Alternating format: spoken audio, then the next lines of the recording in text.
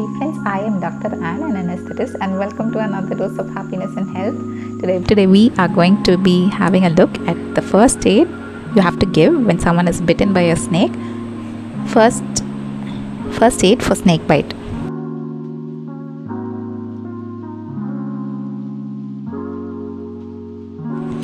So before I actually go into the first aid that you have to give for a snake bite, I would also like to add something that many might not be knowing. Now, snake venom, the deadly venom that is present in snakes, it is of two types. So the venom in a snake can be either hemotoxic or the venom can be neurotoxic. So what is it when you call a venom hemotoxic? Hemo is blood and toxic, you obviously know the meaning to it. Hemotoxic is when the venom acts on the blood and it thins out the blood so that the blood is not able to clot. So the presentation of when you are bitten by a hemotoxic snake is you will be bleeding from orifices, like you might be bleeding from the nose, you might be bleeding from the mouth or the ear and so on. So that is one type of snake venom, hemotoxic. And then there is another type of snake venom. Some snakes, their venom is neurotoxic. Neurotoxic in the sense it acts on the nerves and it causes paralysis of the muscles. So you might be having weakness, like you might not have the usual strength that you have in your muscles. Like you might be feeling a bit droopy, your eyelids may be drooping, and in extreme cases you might not even be able to breathe. So we have to keep that in mind when we treat snake bites, because not everyone who's bitten by a snake presents the same way. So half of the patients present with hemotoxic symptoms and half of the patients present with neurotoxic symptoms. But amidst of all that, there is one good news, because whichever snake bites us, there is only one type of anti-snake venom. So before we go into the first aid of snake bites, I'll also add a little note about the anti-snake venom that we use over here in India. The anti-snake venom used in India, it works against the 4 major snake types: the cobra, the common krait, the Russell's viper, and the saw-scaled viper. Those are the usual snakes that we have in India, the toxic snakes, and it covers both hemotoxic and neurotoxic. So it's not a problem if you are bitten either by a hemotoxic or a neurotoxic snake. The anti-snake venom, it acts against both. So coming to the first aid for snake bite, as usual when it comes to first aid, the first step which we all emphasize is you have to call for help.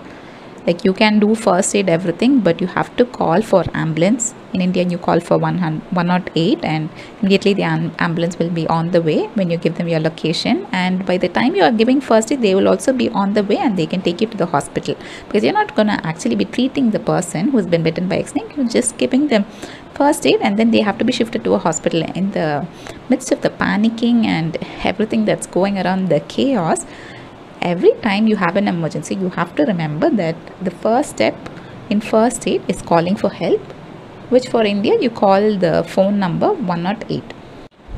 And the second step is, so you were out in your garden and you have been bitten by a snake. So if someone has been bitten like that, you have to move them away from the place where they were bitten by a snake, because the snake might still be around where they were bitten, and when you go over to help them, you might also get bitten. So the second step, you have to move the person away from where the snake was, and do not panic. Don't make the person who was bitten by a snake panic. You don't panic. Everyone stay calm. Let's just hope for the best. Sometimes the snakes which bit us, they might not be venomous at all. So we don't really know. Sometimes the symptoms caused by panicking, they can be more than the symptoms caused by the actual snake bite. So we don't want that happening. So you remain calm when you are providing first aid, and also the person who has been bitten, try to keep them calm as much as possible. And coming to the same point about moving away from where you were bitten by the snake, Do not attempt to try to catch the snake and bring it to the hospital. Of course, if it's in your garden, you might want to hit it and kill it because you don't want anyone else being bitten by the snake. But other than that, for treatment purposes, you don't really have to catch the snake and bring it to the hospital, because as I already told you, the anti-snake venom that we have, it's a combination of the 4 common snake types that we have over here in India. And anyway, we have only one anti-snake venom which acts for even the hemotoxic and the neurotoxic snake bites. So you don't really have to catch the snake and bring it. Either way, if you bring it or not, you will be given the same anti-snake venom, hemotoxic or neurotoxic. It will be curing your symptoms. So you don't really have to bring the snake. Just leave the snake be. If you're out in the field or somewhere and you've been bitten by a snake, just let the snake be. You don't have to go around, catch it, and then you get bitten, and now you have to take care of yourself and the other person who has been bitten by the snake. So just let the snake be. If it's in your house, obviously you have to kill it, otherwise it will be striking the other people in the house as well. But other than that, you don't have to catch the snake for the purpose of the doctor treating you. So just leave the snake. You just move away from where the snake was, and we'll move over to now we'll move over to step 3 of our first aid for snake bite. Step 3 is you have to apply a compressive pressure dressing with a splint. Before I go into how to do the compressive pressure dressing with the splint, I would like to have a little chat about the anatomy, about what happens when you're bitten by a snake. When you are bitten by a snake, the snake really doesn't aim at your arteries or your veins and specifically inject venom into your arteries or veins. It just hits you at a random place. And so when that is the case, the venom is usually injected into the lymph and not into the actual blood vessels like the arteries, veins or capillaries. So the lymph vessels, the way in which lymph circulates is, when there's contraction of muscles, the lymph is pushed, and that's how lymph circulates. So a very important thing when you are bitten by a snake is if you have been bitten by a snake in your feet, that's why most people are bitten by snakes. The snake bites them in their feet. So when you are bitten by a snake in the feet, you should not use the muscles in your feet, because each time you move the muscles in your feet, the muscles will pump lymph along the direction of the lymph vessels and into the blood vessels. So to prevent that, you have to immediately keep a splint and apply a compressive pressure dressing. I'll put a picture of how you apply the compressive pressure dressing over here. And you also have to keep a splint, because we don't want you moving your joints, moving your legs and nicely and pumping the venom into the bloodstream. So that is the reason why you have to apply compressive pressure dressing. And coming to what you should not do when you are bitten by a snake, do not attempt to wash the injury. Like when you're washing, you don't want the venom to be pushed inside, and do not suck at it. That's what we see people doing in the television. Like when someone is bitten by a snake, they just try sucking the venom out, but it's also very dangerous. So don't try that. And do not cut the injury and try to bleed the wound. That's also not going to work. And applying a tourniquet where the snake bit, some say that's good, but coming to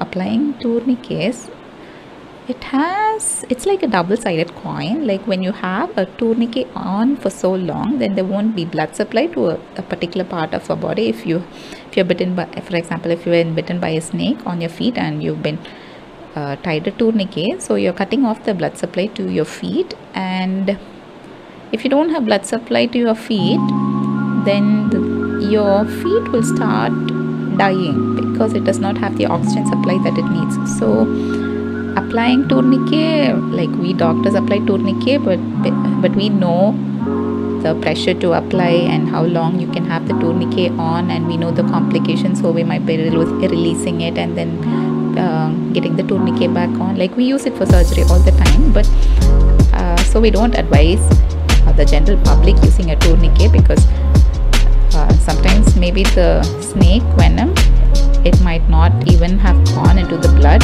but because you've been having a tourniquet on, you might be losing a limb. So we don't want that to happen. Just apply the compressive pressure dressing with a splint and you'll be fine. And I'm sure by the time you've done all this, the ambulance is on the way, and so the ambulance will be here and you will be picked up and you will be taken to the hospital. At the hospital you will be checked out if you were bitten by a hemotoxic snake or a neurotoxic snake. If you were really bitten by a snake, or maybe it was a non-poisonous snake, so then you won't need treatment at all. So maybe it was some other insect or something. So when you're at the hospital, they will check you and they will give you adequate anti-snake venom depending on your symptoms. So that's it for the first aid for snake bite. I hope you found it useful, and if you found it useful, don't forget to share it with your friends so that everyone will be educated on what to do when you've been bitten by a snake. And let's see you again next week. Bye. And if you haven't subscribed to my channel, don't forget to subscribe.